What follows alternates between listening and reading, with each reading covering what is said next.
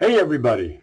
Hey, hope things are going well for you. Today, believe it or not, is the last day of Second Corinthians, and tomorrow we're going to move into the book of Galatians. So we're moving along through Paul's letters. We've hit Romans and First Corinthians and Second Corinthians, the three of his longest writings. And so now we're going to move maybe a little bit quicker pace and get through the rest of his writings.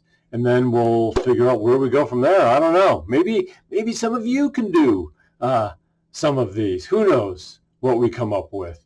But to end our journey in Second Corinthians, I want to look at a passage from Second Corinthians chapter 12.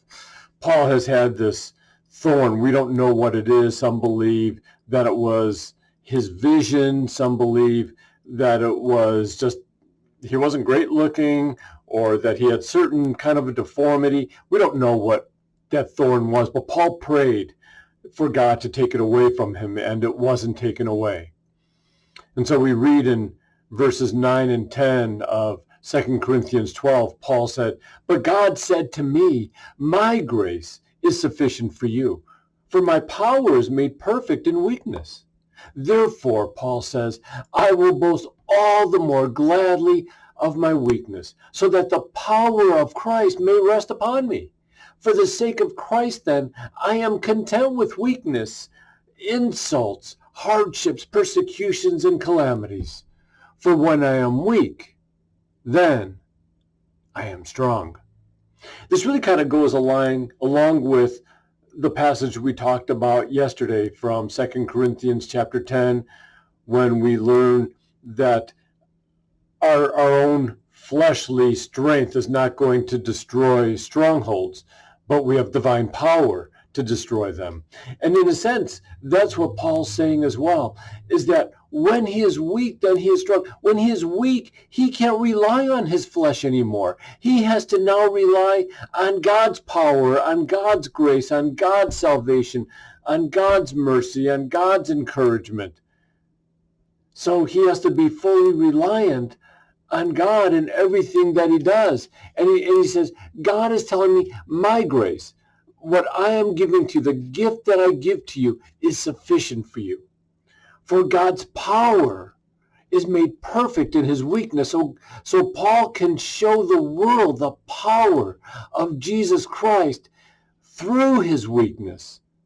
That even if he can't speak well, God will give him the words to say. If he can't see well, God will give him the companions to help him to see well. If he can't write well, God will give him a scribe to write.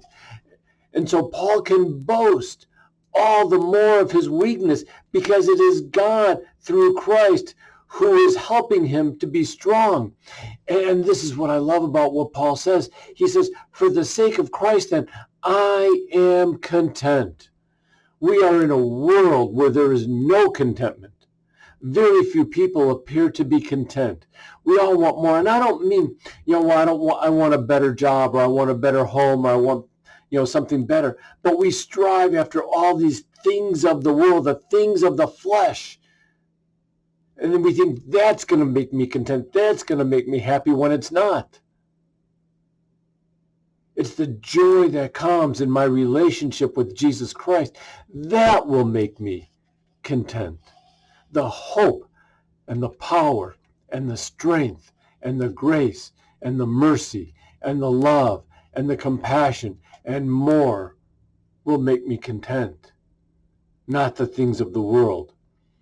So Paul says, for when I am weak, then I am strong.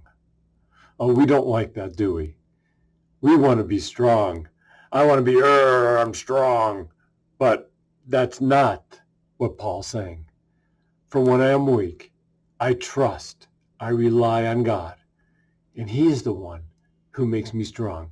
He strengthens me. Hold on to those words. Let that encourage you today to go into the world, even in your home, that you could rest in Christ. You could be strong in Christ. God bless you.